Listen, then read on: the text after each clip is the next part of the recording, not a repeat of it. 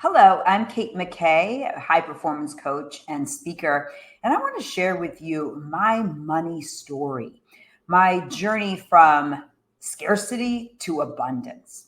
And I don't know about you, but I had a very distinct money mantra that I heard a lot when I was growing up, and that was money doesn't grow on trees.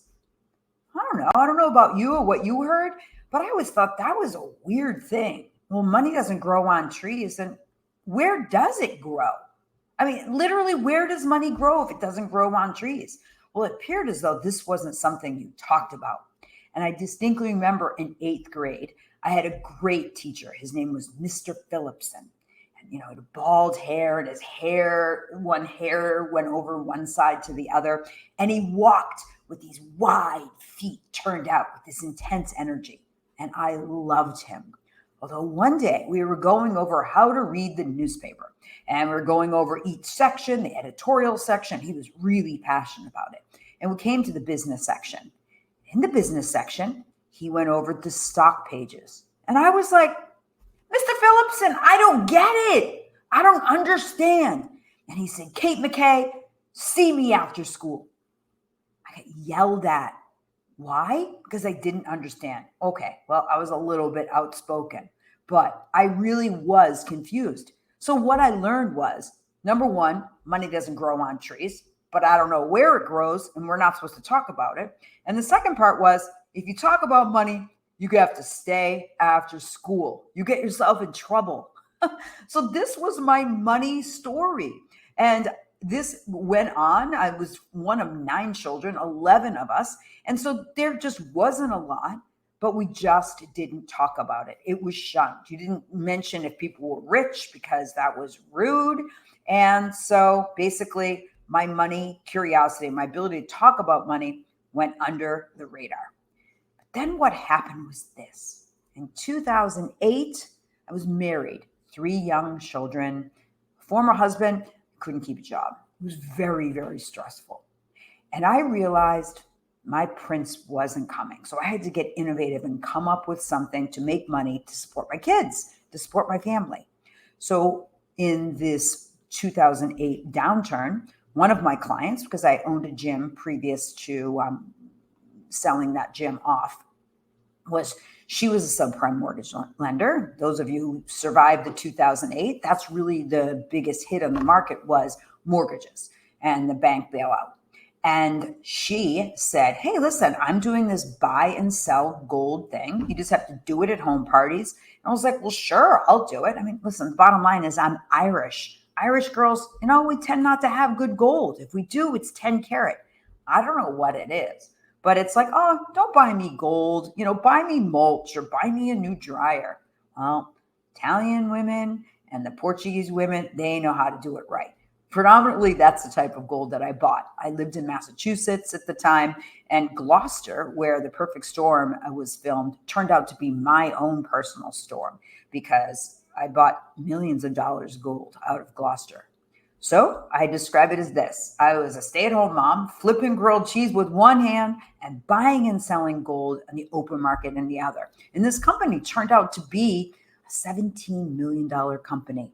Me, never taking a business class, had no concept of spreadsheets and cash flow and all of the things. I ran everything on colored pie charts, on QuickBooks. I thank God for color coding, truly. And I grew this company to be very, very successful. And I want to share with you a story that shifted my scarcity mindset to abundance. And sometimes our lessons, they come quietly, and sometimes we get struck over the head with them. And sometimes our greatest gifts are wrapped in sandpaper.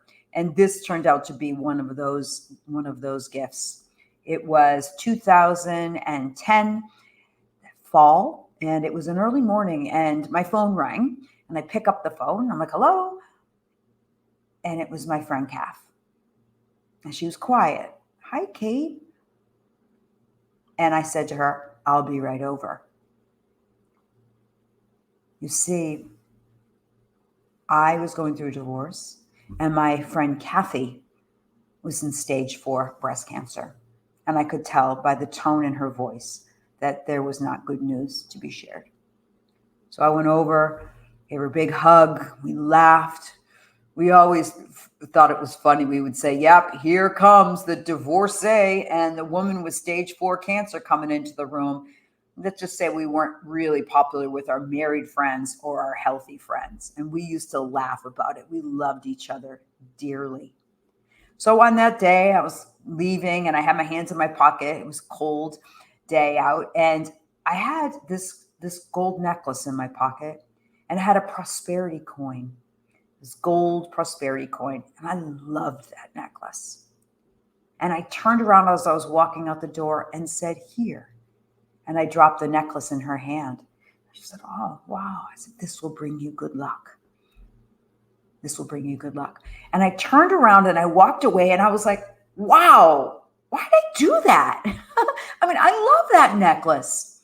And I was like, oh, whatever, I just got to give it away. And this is the miracle. Is that just a few days later, the woman who was working for me was processing gold. And she said, Kate, look. And she held up a bag for me. And in that bag was 2 prosperity coins. Not 1, but 2. And I laughed. And it was in that moment that I realized that the lesson really is true. That the more we give, the more we are open to receive. And sometimes, we have to push the resistance to be in the giving place, to be in that abundant mindset, to be in a place that we have faith that we're here for more. And this is what I learned through the gift of my business, the gift of my dear friendship with Kathy, and my beautiful opportunity to take my money story, that money doesn't grow on trees, to realize that money, it's everywhere. It's in the form of love. It's in the form of transformation. It's in the form of developing a business you love. It's in the form of having relationships that resonate who you are and who you want to be. And mostly, abundance sits in our heart and in gratitude and grace for the gifts we were given and the gifts, most importantly, that we can share. So I received that necklace back from Kathy, a mixed blessing once she passed. But I hold that necklace dear as a phenomenal reminder. And my friendship with her is a phenomenal reminder that we are here for more. We are here to share in abundance and to love each other and to share in that goodness. So be abundant. Remember gratitude, living in grace, and being able to commit to shifting your mindset from scarcity to abundance is really, truly a gift, not only you give to yourself, but everyone around you.